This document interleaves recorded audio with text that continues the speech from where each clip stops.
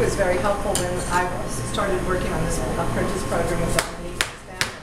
I found a bone skeleton, hip skeleton, much like this. You can actually see the bones. We're always talking about the meat. The bone structure underneath is really important to understand. Just like if you're, boning a chicken or rabbit, how that works is important.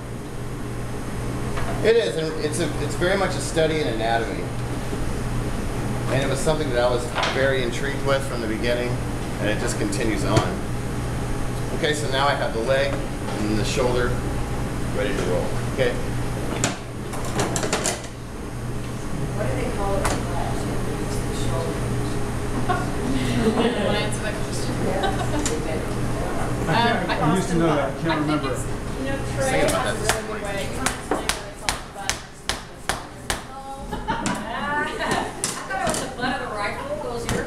Yeah, it's like the ends of something, the butt of the Yeah. And it's sort of, this is a strange analogy, but if you think about how your butt moves when you walk, that's how it takes butt shoulder is moving. Camus, did you just make that up? That's true. We're going to start looking at that. Okay, so I'm separating out the loin. These are what's going to be my chop. I will take this off. I'll use this for stock. But I push down to get that silver skin. I use my fingers to separate out the belly. So where are your country style ribs then? Country style ribs? Yeah. Well, it'd probably be more like here, Yeah. Yeah. Okay. which are real good. Yeah. Yeah. So, using my fingers, using my knife to basically give me a guide and a guideline.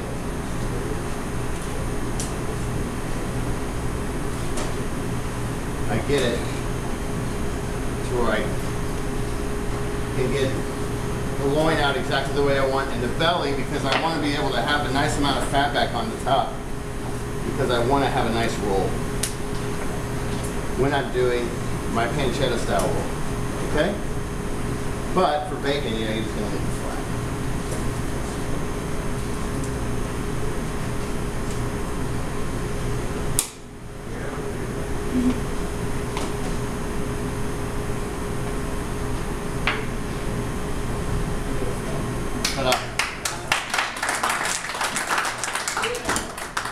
But that's just the way it needs to look. You don't want to have a bunch of cuts all in there. You can tell it just almost looks like it's framed. Kind of looks like that. Okay. Belly, and then I have this tiny little strip here, which I usually will remove. The chine. The chine's down low. I just have this little tiny thing of fat. The chine is part of the spine, Right. which connects all the ribs together.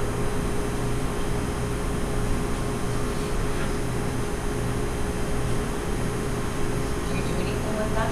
What's that, honey? The chine. Well, I usually leave it on the bone. I usually leave it on because I have the chops. This I'll dice up and put in with my head for the head cheese. So when I get the animal, I get the head, I get everything in it. Okay, so I broke it down this way so you guys can kind of get somewhat of an idea of how the loins look from American perspective. Look at it that way, but if you look at it this way, this is what I always teach anybody. It's like, this is my money maker here, because I can optimize the amount of cuts because I don't have these bones to deal with. If I get more portioning out of this section, then I can maybe get one, maybe two extra portions out of each animal. Okay? So what I would do is I would cut this with my saw, or just pop it with my knife, with my cleaver here, and then I'll go back through and cut chops. Okay? So I'll just cut one chop so you guys can kind of get an idea on how I do it.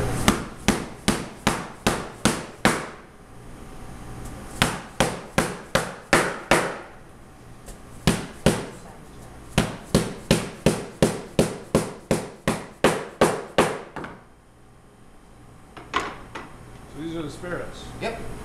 And what you didn't show, which was one of my favorite muscles here, is the skirt.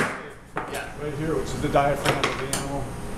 It's very muscular, but it's beautiful. It's like spare rib meat without the bone, and it's great to braise. It's great to grill. It's a delicious part of the animal. It's a beautiful piece. Beautiful piece. Which typically you don't see. I mean, you see skirt beef skirts there, but you don't really see. That's right. Yeah. It's usually the butcher keeps that for himself. You always keep the dog part for the dog. Exactly. Yeah, it's a beautiful rack. Yeah, I mean it's it's a nice size.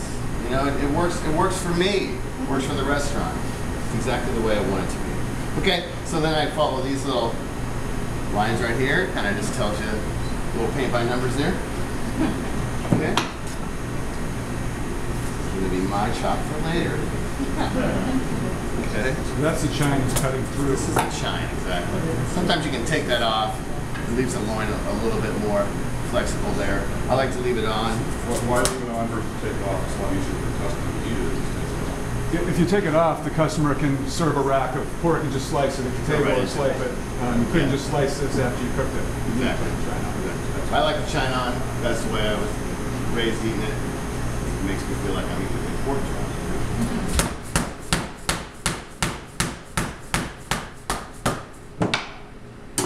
And for the application that I use there, it only makes sense for me personally.